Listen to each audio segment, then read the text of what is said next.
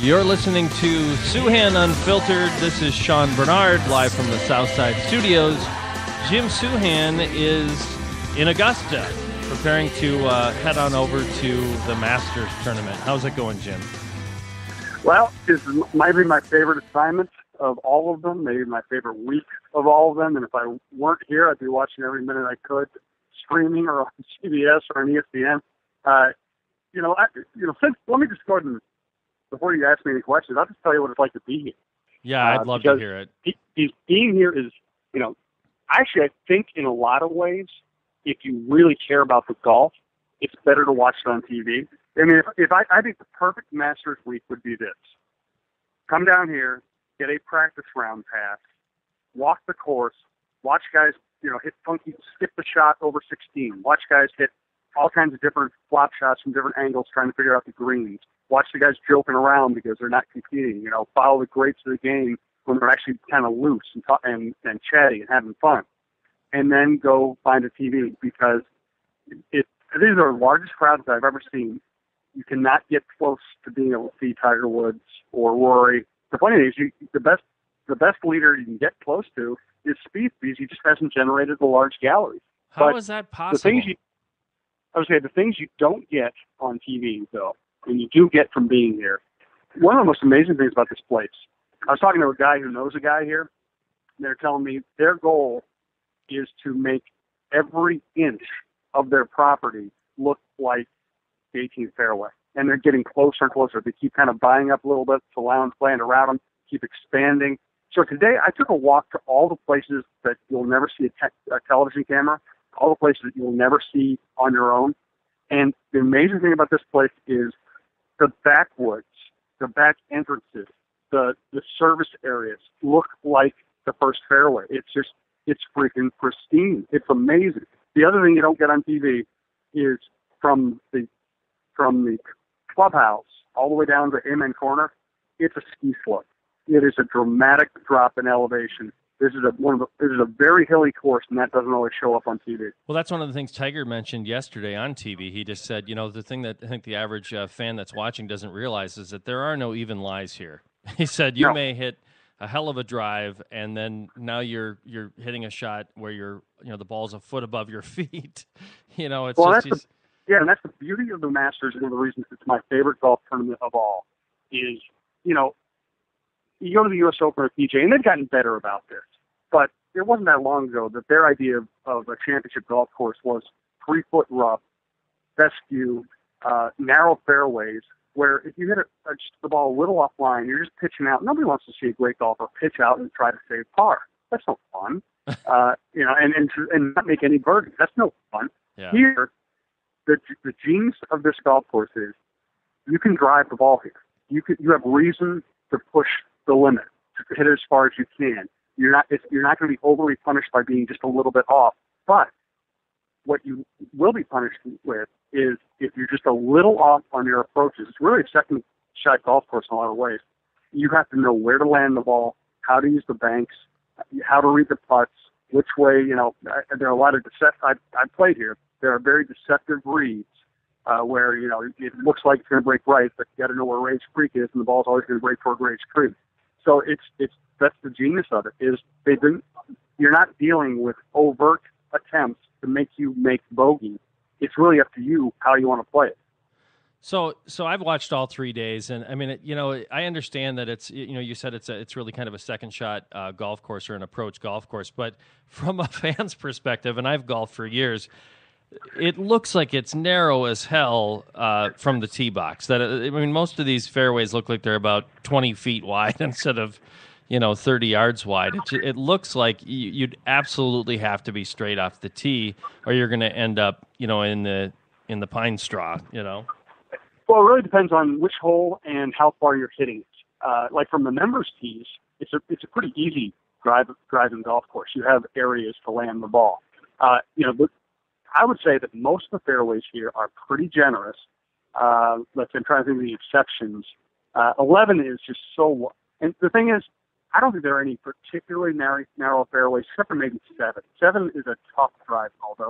There's just a lot of tree branches hanging over. But you think about 1. one's only a tough driving hole if you really try to launch it past the bunkers. Like Tiger yesterday played at Freewood, and he had the whole world to land the ball. 2 is pretty wide open. If you don't hit a snap hook, you got plenty of room. What they've done is they've given you plenty of room, and yet they put the bunkers where if you want to hit it 320 or 330, then you're going to actually have to be more precise trying to hit 330 than you would if you were hitting 280. So in your opinion, I mean, being down there, it seems like the story of the tournament is really the course, and that they've gotten friendly rains, meaning that it's rained overnight or early morning, and so the greens are playing soft, so they can actually land it close enough to be able to make a putt. Now, what seems to be the challenge is that the greens are playing slow compared to what they're used to because of the rains. So, I mean, while it's remarkable what Spieth has done, and you can't take that away from him regardless of the course conditions, it seems like everybody's kind of catching up because it's just played so well, much easier than it typically does if it's dried out. Well, yeah, I mean, look at Spieth has a 54-hole scoring record after having the 36-hole scoring record, and there's still 3 guys with, somewhat within range. So, yes, it's playing fairly easy. Then again, the flip side of that is Rory McIlroy, the best player in the world, who really has only had one really terrible 9-hole stretch, is 10 shots off the lead. So, you would think if a course is playing soft and if greens are receptive, that would play into the hands of the longest hitters, and particularly Dustin Johnson and Rory McIlroy and guys like that, because then they can launch their drives and they can stick, and they have been sometimes, stick their 5. I mean, Dustin Johnson made 3 eagles in 1 round the other day because he could hit a 5-iron 220 yards and stick it. So the course is playing softer. It is playing longer. And that really shouldn't benefit Jordan Spieth. That should benefit the longer hitters. But he has been just so precise. He's just fought the game so well. He leaves himself below the hole so often. He gets up and down so often. He makes so many clutch putts. And his driving, he's not a particularly long hitter, but this week he is hitting a lot of 300-yard drives. So he's just, let's face it, to win a major, you have to have a lot of things go right. And he's just played brilliant golf. It's that simple. Well, he has the last several weeks going into it. I mean, one of the things that's nice is he's consistent with his drives. He's really only made a few mistakes off the tee box, which sets him up to be able to make that great second shot. It's been really impressive. I mean, he's such a likable kid. I'm surprised he doesn't have a bigger gallery following him at this point. I know he's an up and comer. A lot of people want to see their old heroes. I'll admit I wanted to see Lefty and Spieth in the final pairing. I was a little bummed out when he kind of choked it away there at the at the end, but I was happy for Rose. But I would have loved to see a guy twice Spieth's age in Phil Mickelson be in that final pairing, because Phil's also a guy that takes chances. He's really fun to watch for somebody who likes aggressive golfers like myself. He's one of those guys that he's a risk-reward guy. It would have been fantastic to see a guy who seems to take the conservative approach like Spieth does, and then have Phil Mickelson to pair up and have a guy that's going to be a little bit more exciting to watch. So it's going to be a great end of the tournament. We all wanted Mickelson in the final pairing. He's flamboyant, and that's you mentioned about Spieth. That the galleries haven't been huge. They will be today because he's going for history, but there's a difference between being likable and being compelling. Spieth is very likable. The way he's playing is compelling, but he's not Phil Mickelson, who is trying to make an eagle on every hole. He's not, and will try any shot shape. He's not Bubba Watson, who's inventing it as he goes along. He's not Tiger Woods, who changed the way golf looks and the way golf is played. He's not Rory McIlroy, who is on the verge of career history, where if he had won this week, he'd be second youngest guy ever to win a career slam and on his way to chasing all the greats. Spieth is likable, and he plays a very logical, controlled game, and that's incredibly impressive, but it's not necessarily compelling. Yeah, I agree with that. I think he's a nice kid. He's kind of got the Joe Mauer thing going for him, where you like him, but he's not the most excitable cat you'd ever want to meet. No, and he's not going to try. He's also not going to try the crazy shot. He's going to play a wedge into the par 5. He's going to try to lead himself in the right place. Let's face it, we like the golfers who will roll the dice. Yeah, and I think it's going to be an interesting finish, because he's going to be put in a situation, I think, today where where he's going to play conservative and some guys are going to catch him or at least come close to catching him today.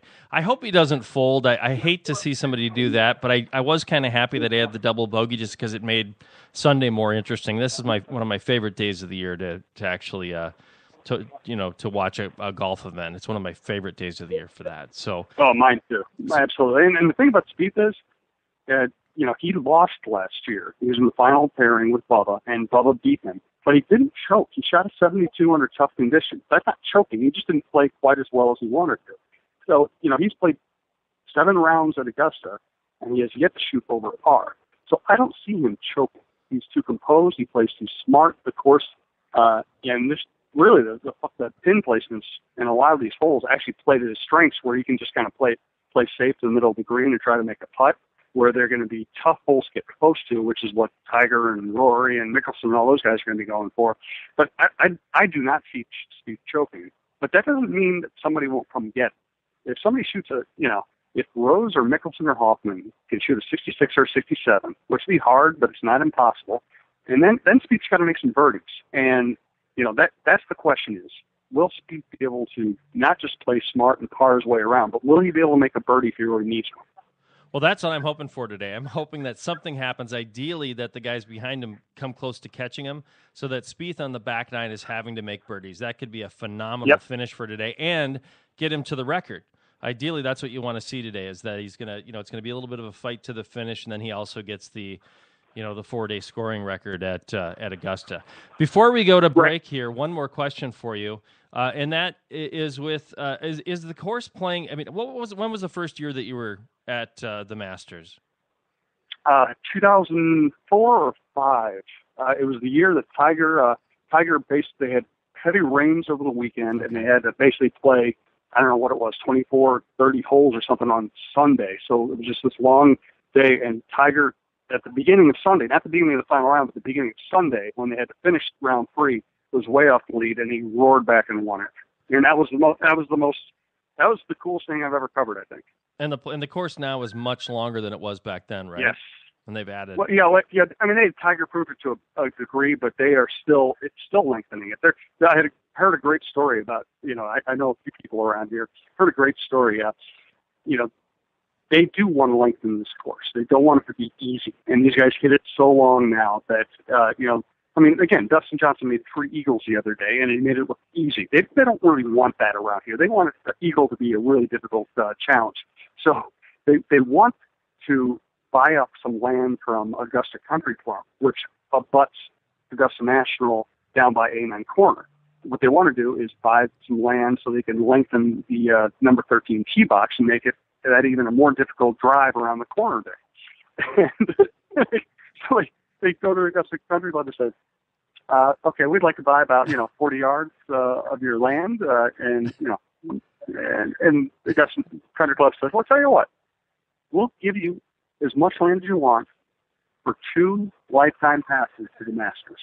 Wow. And Augusta National comes back and says, we'll give you any amount of money you want for any amount of land you want. You name whatever price, we'll just write you a check, but you are not getting those tickets.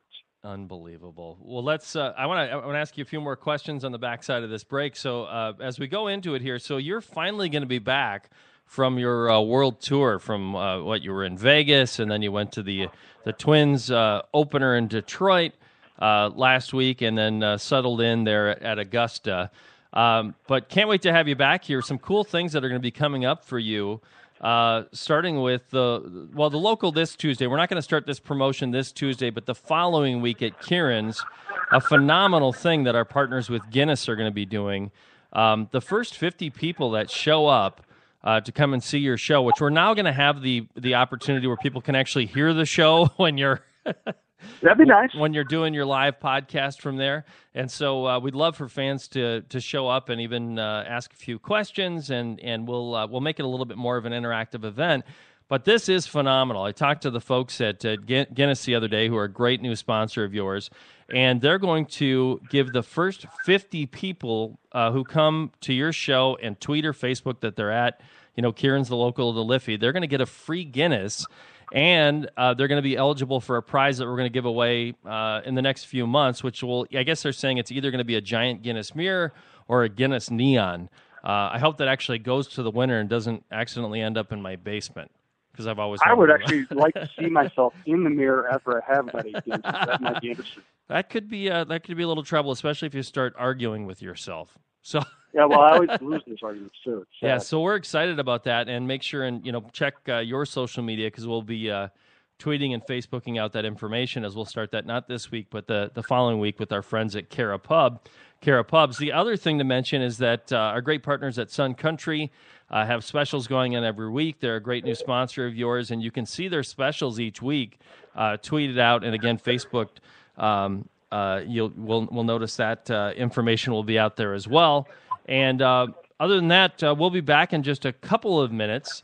I guess I should mention that you'll be at O'Gara's Pub. I'm not sure if you'll be back this Friday. I think you will, right, Jim? I will be back this Friday, and then we'll have to see what the Wild playoff schedule is after that. Yeah, it's going to be a little. You might be traveling again.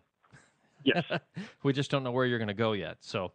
Well, actually, I actually know we have it planned out. Chip Scoggins, my fellow columnist this afternoon, is going to do games 1 and 2 in St. Louis. I'm going to do games 5 and 7 if necessary. And then I'll be on the first trip, second round, if they should win the first round. Sounds great. Well, we'll be right back right after this. The wait is finally over. Baseball season's here at last, and the excitement continues all season long at DraftKings.com, the official daily fantasy partner of Major League Baseball. Daily fantasy means no season-long commitments, just instant cash, instant gratification. Why wait until the end of the season to claim victory when you can win huge cash every day? At DraftKings, it's like a brand new season every time you play. Just like 2 pitchers and 8 position players stay under the salary cap, and you could be on your way to an enormous payday. Last year, Peter from Colorado won $1 million at DraftKings in one day, just playing fantasy baseball. Hundreds of thousands of fantasy sports fans just like you have already cashed in at DraftKings. Now it's your turn. Hurry to DraftKings.com now and enter promo code SPREAKER, that's SPREAKER, to play for free. You could win part of the $300 million in prizes being awarded this season. Use promo code SPREAKER for free entry now at DraftKings.com. DraftKings.com, that's DraftKings.com. And we're back. Jim Souhan is live at Augusta. He's been down there covering the Masters tournament, and everybody I know is jealous. Well, this is one you should be jealous of. I mean, it's funny. Sometimes fans get jealous about stuff I do in my business, and I don't want to bust their bubble, but standing around the locker room with angry naked men is not necessarily a perk. There are a lot of things in my job that aren't as great as you might think. Covering the Masters is actually better than you would think. Covering the Masters is way up there, and I love all major tournaments. What you do is here you have the incredible drama. You have dozens of storylines. You have larger-than-life personalities on the most beautiful piece of landlocked land in America. I mean, it really, and then the fact that the tournament's here every year, it means the people who are running it really know what they're doing. There are no surprises. B, there's history. Every hole has a history. And it's a history we all know because we've all been watching the Masters all of our lives. So they get the 13 on the background on Sunday. You know what every great player and every player who's choked has done on that hole. I remember watching the tournament as a kid on a black and white TV, and it's pretty remarkable with HD. An HD TV to watch this tournament at a time of the year where it's still a little brown and starting to bud and green up a little bit here, but it really comes across well on an HD TV, which is where I'll be watching it all day today, by the way. Yeah, and it really, you walk around the course, and there really isn't anything out of place. I mean, there isn't a pine cone out of place. And Augusta National's gotten a little trouble over the years. There were broadcasts where they were caught. Some ornithologists figured out that some of the bird tweeting that CBS was using coming in and out of breaks was from a bird that isn't indigenous to Georgia. So I mean, Augusta National will try. I'm sure they dye the ponds so they look just perfect. I'm sure there are things they do so it looks just right on TV. But I tell you, when we're here, it works. And here's the other interesting thing about the Masters. Like let's say we go cover a major tournament at Hazeltine. Well, there will be marshals around every tee box and every green, holding up their hands, and basically shushing you and threatening to beat you up if you don't shush. Yeah. Here, it's just understood. There are no marshals. Nobody tells you to shush. So, like yesterday, I'm following Tiger Woods around, and people are screaming his name, and then he gets up to the green, and everybody just shuts up. And everybody stays shut up until he's done with his routine and done making his putt. This is also a very high IQ golf fan who attends the Masters, and that's one of the coolest things is to hear a crowd yell as loud as you've ever heard a crowd yell, and then hear them just go dead silent at exactly the right moment. I don't know if you saw the video yet of Jordan Spieth when he's 14 years old. They've just kind of hit social media, but it's pretty cool to watch him as a 14-year-old kid with a beautiful swing, by the way, at that age, and he was already crushing people in tournaments, playing rounds at 4 under par, on average back then. But just to hear him say that his dream, was to play in the Masters, and now that dream has not only come true, but to be in contention, to be at the lead. And only a second Masters is just absolutely remarkable. So here's another question for you, Jim. So if you had to pick, and I know you don't like prognosticating, but I'm going to make you do it anyway. So who would you say is your top pick for an upset in the top 10 that's there right now? Well, and to get the first part of your question, I don't mind making picks. I just don't think anybody should take them seriously. None of us know what's going to happen in the future. I've seen you golf. It's a great way to have a conversation. Just people who actually take picks seriously are freaking stupid. Absolutely. Nobody knows what's going to happen. No. I think Spieth will hold on. But if I were going to pick somebody to overcome him today, I would have to take Mickelson. Woods and McIlroy are 10 shots back.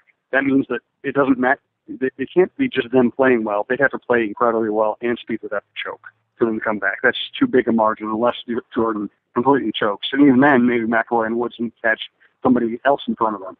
I think Mickelson. Mickelson has been terrible for a year. He's had one top 10 in the last year. And he comes here and he turns it on, and all of a sudden he goes 70, 68, 67, when even talking to him before the Masters started, he didn't even sound confident. He's like one of the cockiest humans on the earth. He didn't even sound confident himself. And now all of a sudden, he's in third place, 5 shots back. I think if anybody's going to do it, it's going to be Mickelson riding a wave of emotion, shooting for pins on the back 9, trying to make an eagle, and doing something crazy. Because that is the advantage that Mickelson has over Spieth, is that Spieth is most often going to play it safe, and Mickelson's going to shoot at flags on par 5s. And if Mickelson can land an eagle or two, this could get really interesting. Yeah, it's interesting that, Tiger Woods I consider to be one of the best recovery golfers of all time. The guy, just the shots that he can create and pull out of his imagination to recover and get a par or a birdie. Well, like the other day when he said the F-bomb in the tee box and then, somehow magically made a birdie on that same. I know. That was absolutely. As he said, that was a stupid birdie. That's exactly right. That's a stupid birdie. I love stupid birdies. There's nothing better than that. I wish I'd made one in my life. You've not made a birdie? Oh no, but I've made a stupid birdie. Oh, a stupid birdie? Oh, I've made stupid birdies. I've got to hit good shot. I've got to hit good shots to make a birdie. I can't just hit one of the woods and recover and make one. That's fun golf if you can manufacture that. But I love the fact that then you got Phil Mickelson, who is one of the most exciting golfers, risk reward, who will absolutely. I mean, the problem is that as many times as he does a hero move and something really works out where he's 290 out and hits it on the green, as the other times where his round's now over because he just scored a 7 after trying to take a big risky shot. And then you got Spieth, who I like, but you're right, he's just he's more of a conservative player. He plays smart golf, but I want to see that kid push today. What I think the average fan wants to see is Mickelson push Spieth today and make that kid go for the record. Which is it right? Is it 18 under? Is that the record at the Masters? Yep. Okay. Tiger shot that in '97, and so Spieth. And here's the thing: if Spieth gets the record, that means he shoots 69. That would mean that Rose would have to shoot at 65 just to get him into the playoffs. So that's the thing. You kind of have to either root for Spieth to get the record, or you have to root for somebody to come get him. Because if Spieth gets the record, nobody's going to catch him. Well, and I think what I'm hoping will happen is that it's really the back 9. That I'm guessing Spieth will play par golf more or less the first 9, and then the back 9. Hopefully, somebody else that's taken all the risks is catching up to him, and he's forced to, try some shots maybe he didn't want to try, and he'll be forced to go at greens, and ideally that'll make for a compelling Sunday at the Masters. So, yeah, and what you hope for here. One of the other cool things about that is unique to the Masters is you can almost, like when you're walking around the course, and obviously you can only follow one group at a time, you can almost tell what has happened on adjacent holes by the kind of roar you hear. There's a Tiger Eagle roar, there's a Tiger Birdie roar, there's a Tiger lip out roar, which I heard at 4 yesterday. You can tell what's happening. So what's going to be fascinating is if Mickelson has it going, and Spieth is playing behind him, and Phil is pumping his fists on the green, Spieth is back on the tee box watching it. Yeah. I mean, as cool a kid as he is, as composed a kid as he is, how does he handle that? Well, I think you saw it on was it 17 where he got or 16 or 17 where he got the double. I think it was 17. 17. So you saw him tense up a little bit there. That had to be him thinking too far ahead or thinking about the 54-hold record. But I didn't really factor that in, that, Mickelson will be right ahead of him, and he's going to watch his success or failure ahead of him, which will, could change his mood. He did mention on TV yesterday, Spieth that is, that last year the roar of the crowd really affected him. That he said I really had a tough time dealing with that. I'm sitting there thinking, what happened there? What happened with that guy? Was that an eagle roar? Was that a birdie roar? Who was it and where are they at in the leaderboard and how's this changing? And he said, in this year, I'm really trying to focus on my own game. The last thing I'll say about Spieth that I thought was pretty cool, and not everybody may appreciate this, but they said, the guy's 21 years old, 21 in 8 months, and how did he spend his Friday night? He actually had his grandmother at Augusta and sat and played cards with her. She's 82 years old. There's a lot of guys that would be, having a few pints and then maybe kind of relaxing and whatever. But just throwing down some cards with grandma.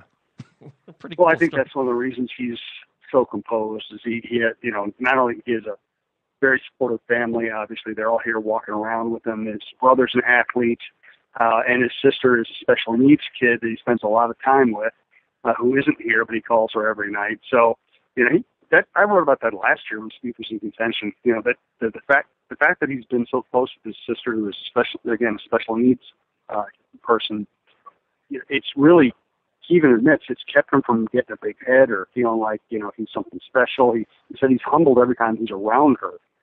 And I think you see that in the way he plays. You have to have a certain amount of arrogance to do what these guys do. You have to. Absolutely. Whether you want to call it athletic arrogance or whatever. Anybody who does anything in the public eye and expects people to watch them has a certain amount of arrogance, just the way it is. But he knows how to control that. He knows how to be, basically it's like Ben Crenshaw said the other day, the first time he met Spieth, he thought he was meeting Wyatt Earp. He was getting that kind of cold glare. Wow. But Spieth is smart enough and grounded enough to be polite, to say sir to his elders, to treat his playing partners well. So, he's really got the perfect golfing mentality where there's fire, there's that athletic arrogance, but he knows how to hide it too. Well, I think, it's funny because, when Woods was coming up and we were watching him just destroy people, it was just said over and over and over again, you'll never see another Tiger Woods. And they're right about that. You'll never see another Tiger Woods. But, and it's way too – they were already calling Spieth potentially the next Jack Nicklaus. I'm like, a little early for that. I haven't heard anybody say that. Yeah, that was said on TV on Friday. And I was like, you might want to, dial her back a little bit on that one. Yeah. But I do think Spieth has the potential for greatness, but, I was saying that about Rory a couple of years ago as well. But I think it's going to be interesting. I think Spieth is incredibly marketable, and maybe not everybody cares about that, but I think he's a guy that because he's a little bit of an OG guy, there's a lot of people that might want to get behind that, and a real respectful kid that seems to have done things the right way to this point. So it should be as far as the comparisons to Nicklaus or Woods, what's interesting here is that the generation that has followed Tiger Woods into golf is going to be much more cannibalistic than the generation that Tiger Woods beat up on. Let's face it, Tiger Woods never had a rival. Phil was supposed to be his rival, and, Phil won about, 3 majors while Tiger was really in his prime, and he won a couple more when Tiger went away. He was nowhere close to him. Sergio was supposed to be Tiger's rival. He has never won a major. Nobody really rose up and battled Tiger Woods. And now you look at the generation that grew up watching Tiger Woods, and yet McIlroy with 3 majors already at the age of 24. You have Spieth on the verge of his first major and a bunch of wins before he turns 22. You got, I could go through the list. You got Dustin Johnson. You have Justin Rose. There are just a lot of really good young golfers. I'm not sure I see any one of those guys being dominant to the point where they can win 18 majors, and part of that is because there's so many other good young golfers. Yeah, and I think the average American, although I do like some of the European golfers, and I really like Rory quite a bit, I would love to see an American golfer like a Jordan Spieth actually dominate the sport for a while. So let's wrap things up here, Jim. You're going to be back in town and at the local Tuesday at 5 o'clock, so we'll be looking forward to that. I will say let's be a little loose at the time. I think it's going to be Russo as my guest, and We're going to do it probably 5 o'clock, but we'll definitely announce the time before that time comes. Well, safe travels, my friend. Enjoy the last day, the Sunday at the Masters, and it's been great having you on today, and we'll see you in a couple of days. Thanks, Sean. More than one soul.